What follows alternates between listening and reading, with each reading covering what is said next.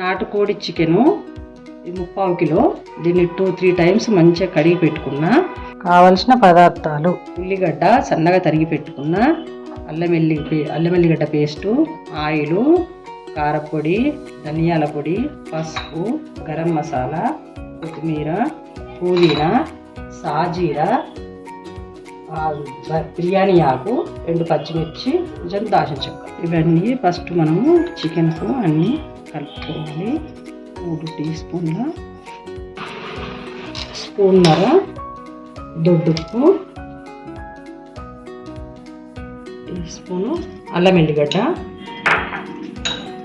కొంచెము పసుపు, కొంచెము గరం మసాలా, కొంచెం ఆయిల్ వేసుకోవాలి.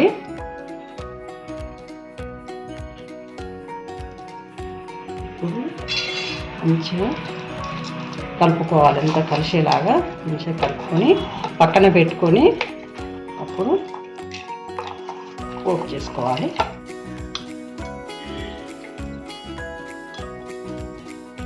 మూడు టేబుల్ స్పూన్ల ఆయిల్ వేసుకున్నా, ఎందుకంటే ఇది నాటుకోడి కాబట్టి ఆయిల్ ఎక్కువే పడుతుంది. సాజీరా, పచ్చిమిర్చి, బిర్యానీ ఆకులు, కొంచెం దాల్చిన చెక్క, ఎక్కువ వేసుకోవద్దు, తీయగలు,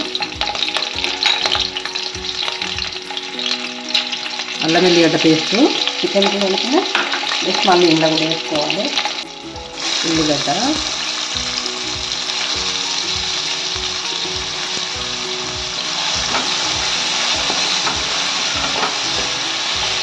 మంచిగా బ్రౌన్ కలర్ అయ్యేదాకా ఉల్లిగడ్డ వేయించుకోవాలి. పుదీనా వేసుకోవాలి.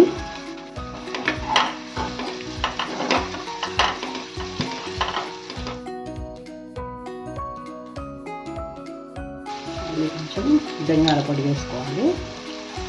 పసుపు,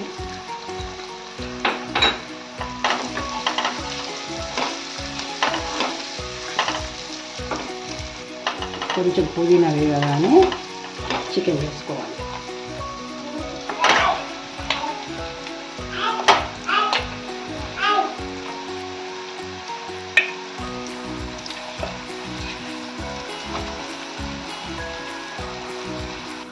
మంచిగా